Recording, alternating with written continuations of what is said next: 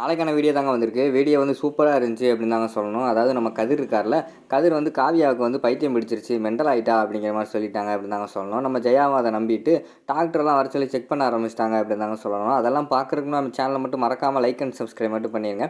First எடுத்தோடனே நம்ம கௌதம் இருக்காங்கல்ல, கௌதம் வந்து லேப்டாப்பில் ஏதோ ஒர்க் பண்ணிக்கிட்டு இருக்கிற மாதிரி காட்டிக்கிட்டு இருக்காங்க.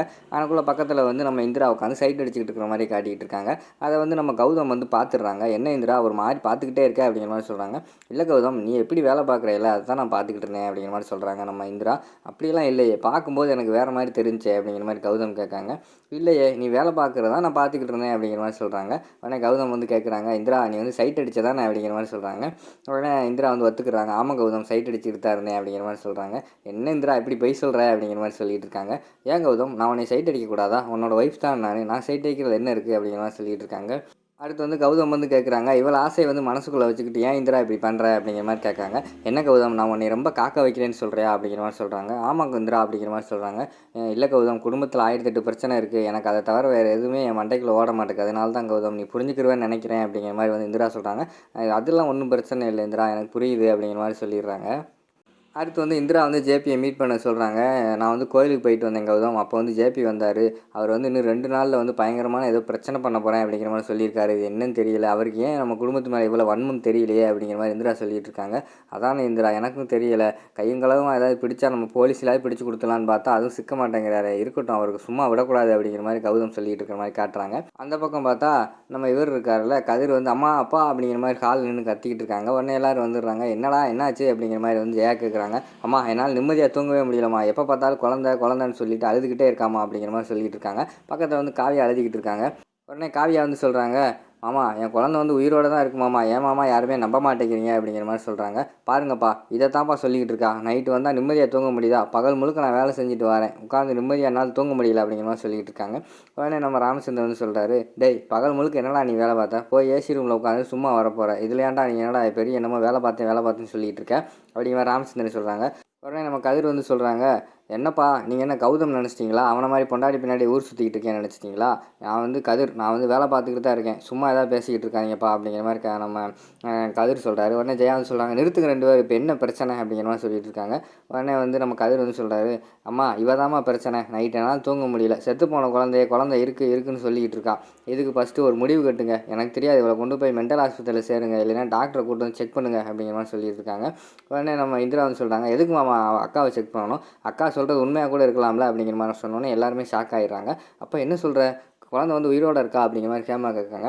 இல்லைக்கா நான் அப்படி சொல்லலை, அக்கா சொல்கிறதுலையும் நியாயம் இருக்குல்ல, அக்கா சொல்கிறாங்கன்னா ஒரு வேளை இருக்க வாய்ப்பு இருக்குது அப்படிங்கிற மாதிரி தான் சொல்கிறேன் அப்படிங்கிற மாதிரி இந்திரா சொல்கிறாங்க. உடனே கதிர் வந்து சொல்கிறாரு, பாருங்கம்மா இவரை தூண்டி விட்டதே இவதாம்மா, இவ சொல்ல தான் அவள் ஆடிக்கிட்டு இருக்கா, எல்லாத்துக்கும் காரணம் இந்த இந்திரா தாம்மா அப்படிங்கிற மாதிரி சொல்லிட்டு இருக்காங்க.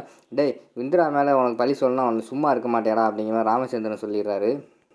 எல்லோரும் கொஞ்சம் நேரம் அமைதியாக இருங்க, ஃபஸ்ட்டு காவியாவை நானே வந்து ஒரு டாக்டர்கிட்ட காட்டன்னு தான் நினச்சேன், ஒரு டாக்டர் வர சொல்லி ஃபஸ்ட்டு காட்டுவோம் அப்படிங்கிற மாதிரி வந்து ஜெயா சொல்கிறாங்க. அதுக்கு வந்து சந்திரா வந்து கேட்காங்க, என்ன சம்பந்தி நீங்களும் என் பொண்ணை வந்து மென்டல் சொல்கிறீங்களா அப்படிங்கிற மாதிரி கேட்காங்க. அப்படி இல்லை சம்பந்தி, காவியா வந்து அழுதுகிட்டே இருக்கா, அவளுக்கு என்ன உடம்புல எதுவும் பிரச்சனை இருக்கா என்னென்னு வந்து நம்ம டாக்டரை செக்அப் பண்ணுவோம், அவ்வளோதான், வேறு ஒன்றும் இல்லை அப்படிங்கிற மாதிரி சொன்னோடனே சரி எல்லோரும் போய் படுங்க, இந்திரா அக்காவை கூட்டு கொண்டு போய் நீ ஓ ரூமில் படுக்க வைடே, நீயும் போய் படுறா அப்படின்னு சொல்லிட்டு எல்லாத்தையும் அனுப்பி வச்சிடுறாங்க. அடுத்து வந்து நம்ம ஜேபியை காட்டிக்கிட்டு இருக்காங்க. ஜேபி வந்து ரொம்ப டென்ஷனில் இருக்கிற மாதிரி காட்டிக்கிட்டு இருக்காங்க. இந்திரான்னு கத்திக்கிட்டு இருக்காரு. என்னாச்சுன்னு பார்த்தா அவர் வந்து புலம்ப ஆரம்பிச்சிட்டாரு. இந்திரா உன்னை எப்படியாவது நான் அழுக வச்சலான்னு பார்த்தா என் முன்னாடியே வந்து அப்படி கெத்தாக பேசிட்டு போகிறையே, உன்னை சும்மா விட மாட்டேன், இன்னும் 2 நாளில் பாரு, உன்னை ஏங்கி அழுக வைக்காமல் நான் விட மாட்டேன் அப்படிங்கிற மாதிரி அவர் பேசிக்கிட்டு இருக்கிற மாதிரி காட்டிக்கிட்டு இருக்காங்க. அடுத்து வந்து நம்ம ஒரு ரவுடி வந்து அவனுக்குள்ளே ஓடி வந்து என்னடா குழந்தை என்னாச்சு அப்படிங்கிற மாதிரி கேட்காரு ஜேபி. ஐயா குழந்தையெல்லாம் தேடி பார்த்துட்டேன், குழந்தை வந்து கை மாறவே இல்லை, நம்ம கிட்டேருந்து வாங்கிட்டு போன ஒருத்தன் தான் வச்சுக்கிட்டே இருக்கான், ஆனால் எங்கே வச்சுருக்கான்னு தெரியலை அப்படிங்கிற மாதிரி சொல்கிறாங்க. என்னடா சொல்கிற, குழந்தை கை மாறலையா அப்படிங்கிற மாதிரி ஜேபி கேட்காங்க. ஆமாம்யா, நானும் சுற்றி முற்றி விசாரித்து பார்த்துட்டேன், யார் கைக்குமே குழந்தை போகலை, இவங்ககிட்ட தான் இருக்குது அப்படிங்கிற மாதிரி வந்து அந்த ரவுடி சொல்கிறாங்க.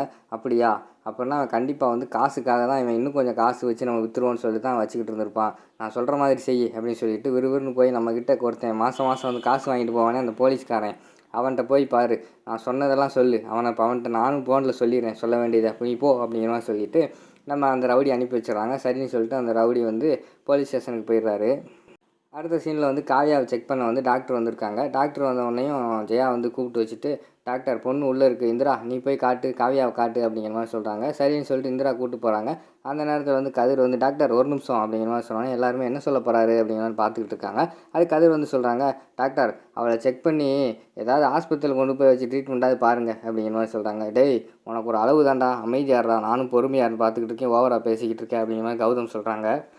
உடனே கதிர் வந்து அப்படியா சார், சரி சார் நான் அமைதியாக இருந்துக்கிறேன் அப்படின்னு சொல்லிட்டு அவங்க அமைதியாக இருக்காங்க. இந்திரா நீ போய் காட்டுமா அப்படிங்கிற மாதிரி சொன்னோன்னே இந்திரா வந்து ரூமுக்குள்ளே கூட்டு போகிறாங்க. நம்ம காவியா வந்து ஒரு பெட்டில் படுத்து தூங்கிட்டு இருக்காங்க. அக்கா எந்திரி அப்படின்னு சொன்னோன்னு பதறி போய் எந்திரிக்காங்க. இந்திரா இது யார் அப்படிங்கிற மாதிரி கேட்காங்க. அக்கா ஒன்றும் இல்லைக்கா, இது டாக்டர் தான் உன்னை செக் பண்ண வந்திருக்காங்க அப்படிங்கிற மாதிரி சொல்கிறாங்க. எனக்கு ஒன்றுமே இல்லை இந்திரா அப்படிங்கிற மாதிரி சொல்கிறாங்க.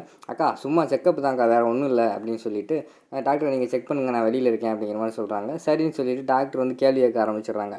உங்களுக்கு என்னம்மா பிரச்சனை அப்படிங்கிற மாதிரி கேட்டோன்னே என் குழந்தை உயிரோடு தான் இருக்குது டாக்டர் அப்படிங்கிற மாதிரி சொல்கிறாங்க. எப்படி சொல்கிற அப்படின்னு கேட்டோன்னே எனக்கு மயக்கம் வந்து சரியாக வரல, அரை மயக்கத்தெல்லாம் இருந்தேன், அப்போ குழந்தை சத்தமெல்லாம் கேட்டுச்சு, அவங்க பேசுகிற சத்தமெல்லாம் எனக்கு கேட்டுச்சு அப்படிங்கிற மாதிரி சொல்கிறாங்க.